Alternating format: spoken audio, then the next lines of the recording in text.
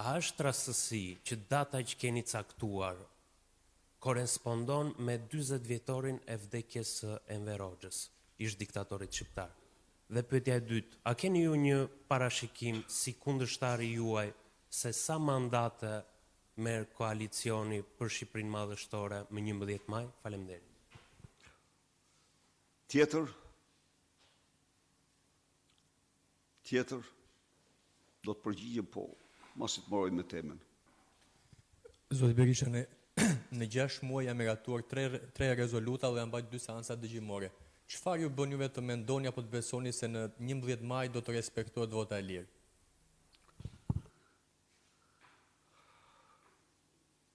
Në qoftë se kemi parasysh faktin se Edi Rama urohej në darkë pa u numëruar asnjë vot për fitoren, është kjo? Dhe në qoftë se kemi parasysh faktin se unë ju kam premtuar shqiptarëve se do mbroj votën, mendoj se ndryshimi është si nata me ditën. Është si nata me ditën. Në qoftë se opozita do kishte përmbush misionin e saj në mbrojtje të votës,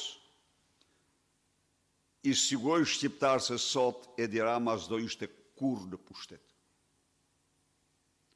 Kurrë në pushtet. Ndaj dhe duhet t'i lexojmë, duhet t'i interpretojmë këto zhvillime si përpjekja më e fuqishme në historinë e Shqipërisë, të botës lirë demokratike, të institucioneve të saj, për mbrojtje e votës lirë në Shqipëri. Kjo është. Çfarë do të thotë? Do të thotë që ky është një proces pakthim. Dhe unë ja u them këtë me bindje absolute shqiptarëve, edhe ata duhet ta besojnë. Në qoftë se opozita do kishte mbrojtur votën e lirë të shqiptarëve, Edi Rama sot s'do ishte kurrë në pushtet.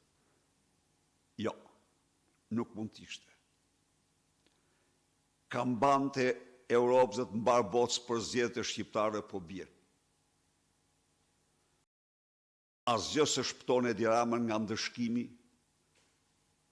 për çdo akt që nërmerr ndaj këtyre zgjedhjeve. Ama ne kemi qëndruar. Ne kemi qëndruar. Këtë e bëmë ne. Kjo është një njojë pa kufishme ndaj atyre që organizuan, por është një përpjekje e madhe opozitës, e cila dolin nga izolimi më i thellë. Unë gjitë në zenit, në mbështetjet atillë që se ka patur kurrë në ekzistencën e saj. Berisha, edhe pyetja ime lidhet me nisjen e fushatës ditën e nesërme. Edhe pyetja ime lidhet me nisjen e fushatës ditën e nesërme, cila do të jetë surpriza e Partisë Demokratike në këtë çelje fushate dhe cila do të jetë? Cila do të jetë surpriza, po themi, apo të veçantat në këtë çelje fushate dhe ku do të përqendrohet fushata e Partisë Demokratike? Tjetër, se do t'ju ndaj kështu, i bëni disa jashtë programit, po unë i prenoj, nuk i kundërshtoj. Jo, normal, nuk jam se ai që flet me veten. Jo, nuk jam se ai që flet me veten. Ai flet me veten. Ai nuk pranon, shkoni bëni atij një pyetje si bëni dot. Kurse unë kam kënaqësi, jo, sigurisht edhe kam detyrim të përgjigjem. Berisha, ju pak më Mola Lukora News, ju pak më parë u shprehët se Partia Demokratike është zotuar për të mbrojtur votën e lirë të shqiptarëve. Ditën e sotme ka nisur në fakt dhe përgatitja e fletëve që do të shkojnë në diasporë. Sa të sigurt jeni ju që këto vota nuk do të kenë hapësirë për manipulim nga jashtë Shqipërisë? Pyetje e drejtë. Të mendosh se Edi Rama nuk do bëjë çdo përpjekje për të manipuluar votën, është të gënjesh veten, i thonë kësaj. Njeriu gënjen veten ai që mendon këtë. Veçanërisht, ai është i tmerruar nga vota e diasporës, e cila është vota e shqiptarëve të lirë, në të cilën ai pavarësisht ka përpjekjet që bën, dhe janë të evidentuara disa përpjekje për të ble këtu, për të ble aty, ai nuk do ndërpres përpjekje tjera mbasi ka faktuar se është i tmerruar.